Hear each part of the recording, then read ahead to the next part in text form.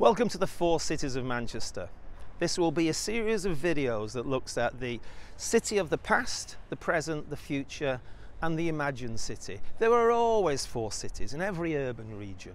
That is the city that was, that is, that will be and that might have been. The first video is going to be about one of the great lost buildings of Manchester, one that had international significance and international influence, and that's the Assize courts.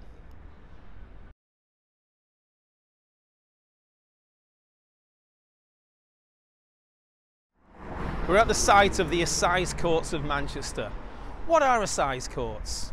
Well, these were the courts across the regions where judges came up from the capital to try the really big cases. And they did it on a regular basis. Originally, the Assize courts had been in Lancaster. Lancaster was the county town of Lancashire, and Manchester used to be in Lancashire. Many people still consider it is. But what was different about these courts? These courts, when they were expanded into Manchester and then into Liverpool, because these cities had grown exponentially, these courts in Manchester were all about the architecture. They became a revelation. Now, we often think of Victorians as fuddy-duddy and stick in the muds, but they weren't this time. They chose a young architect to build these courts. He was called Alfred Waterhouse. He was 29 years of age. That's faith in the talent of somebody. So where are these courts? Well, they've gone. They're a lost building, and all that we've got left is this wall, the grandest perimeter wall around any car park in Great Britain. Waterhouse's building, beating off 106 rivals in the design competition, helped popularise the Gothic style nationally.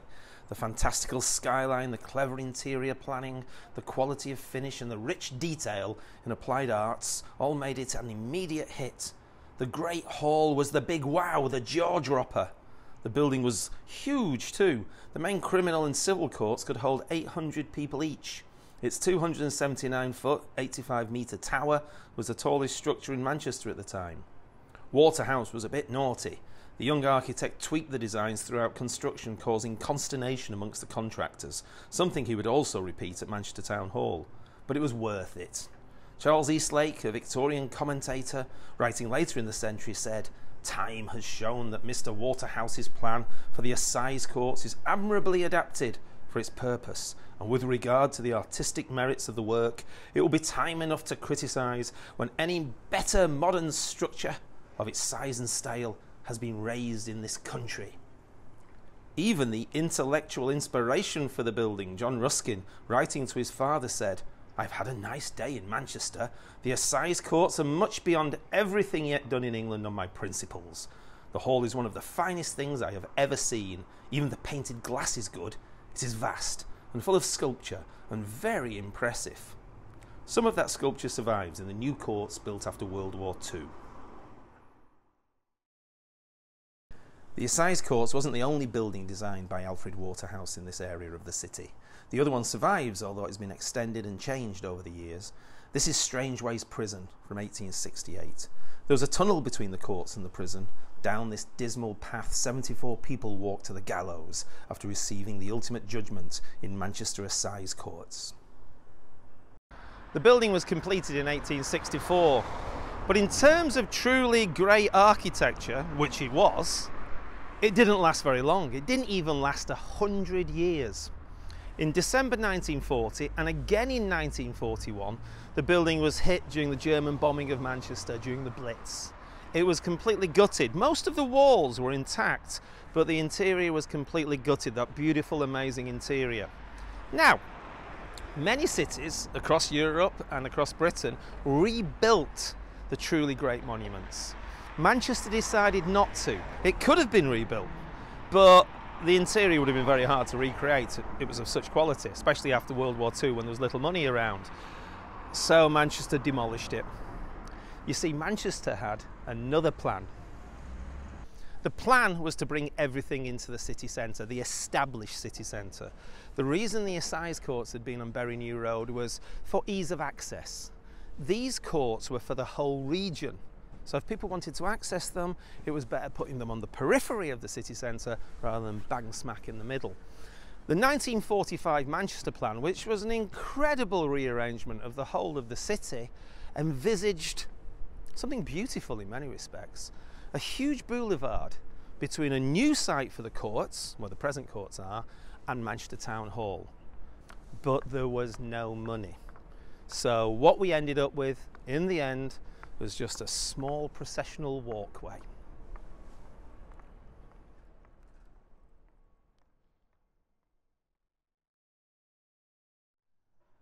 This image from the 1945 Manchester plan shows the grand processional way leading to a new town hall replacing the town hall we are familiar with, which was deemed old-fashioned. If this plan had been carried out, Manchester would have lost two Alfred Waterhouse classics, the Assize courts and the town hall. Another image from the plan shows a much grander courts complex than the one finally delivered. It comes complete with a tower, and it faces the other way to a wide road built over Gartside Street. A little further south there's another new road, this time over the River Irwell, designed to blot out and mask the smelly waterway. There was another smell in the air too. This was a whiff of skullduggery about the move from the old Assize Court site. The new plan was originally costed at £974,000, but the build to repair and renovate the bombed out courts was lower, at £671,000. The choice was therefore easy, surely. Go for the cheaper option and save Waterhouse's building. But the city wouldn't be denied. At an inquiry in 1953, Manchester came up with a new, much more modest plan for the new site, the one that we have today. The price for this was £671,000, exactly the same costing as the price for repairing the old courts. It was either a remarkable coincidence or Manchester Corporation was pulling a fast one. Of course, the city got its way, and that's why all we have left of the Assize courts is that perimeter wall guarding a car park on Bury New Road. Alfred Waterhouse was, in some respects, the Victorian architect par excellence. He was born just before Queen Victoria came to the throne, and he died just after she left the throne. He spanned Queen Victoria's whole reign. He was immensely successful. This was a rich architect. We have possibly the most famous, or one of the most famous architects in the world presently from Manchester, and that's Sir Norman Foster. He's been christened a starchitect. Well, for the 19th century, Alfred Waterhouse was a starchitect. He even built his own house when he'd amassed his fortune near Reading at Yattendon Court. This was a multi-roomed mansion, a palace of a thing, where he had bedrooms named Hope, Valour, Honour. A colourful character in many respects.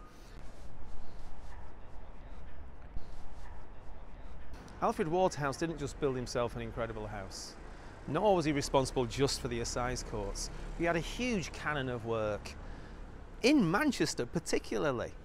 So for example, he did the Assize courts we've mentioned, he did the town hall, he did the university, he built the first original part of the Kimpton Clock Tower Hotel, which was the Refuge Assurance, and nationally he was very, very well known for the Natural History Museum. The family were incredibly talented generally. His brother, one of his brothers, was the Waterhouse element in Price Waterhouse Cooper, and another one set up a legal firm that still exists today. It is a bit tragic and ironic that the only named commemoration of Alfred Waterhouse is a Wetherspoons pub, and that is because he was a Quaker. Now, Quakers had a principle, which was moderation in everything, and most of them didn't drink. So to have 2-for-1 deals and cheap beers, well, like I say, it's an irony. There was another talented Waterhouse as well, and that was Elizabeth Waterhouse, Alfred's wife. And she had a great imagination. She wrote a novel in the 1880s called The Island of Anarchy, and that is science fiction. 1880s, pure science fiction. And it envisages a world in the 20th century where Britain is outside a European confederation. Sounds familiar? But also in that book, there's a notion that in the future we won't need fossilized fuels, there'll be no steam power, we'll have wind and tide power. It's a quite remarkable testament to a vision of the future. So, we've got a commemoration of a Wetherspoons pub here for Alfred Waterhouse, but also we've got commemorations of his work all across the kingdom. We don't tend to remember accountants, lawyers, but when you can walk past the physical structures of one of the greatest architects of Great Britain, then we will remember the name Alfred Waterhouse. Aside from the fact, the building upon which he cut his teeth, the Assize Courts, is lost to us.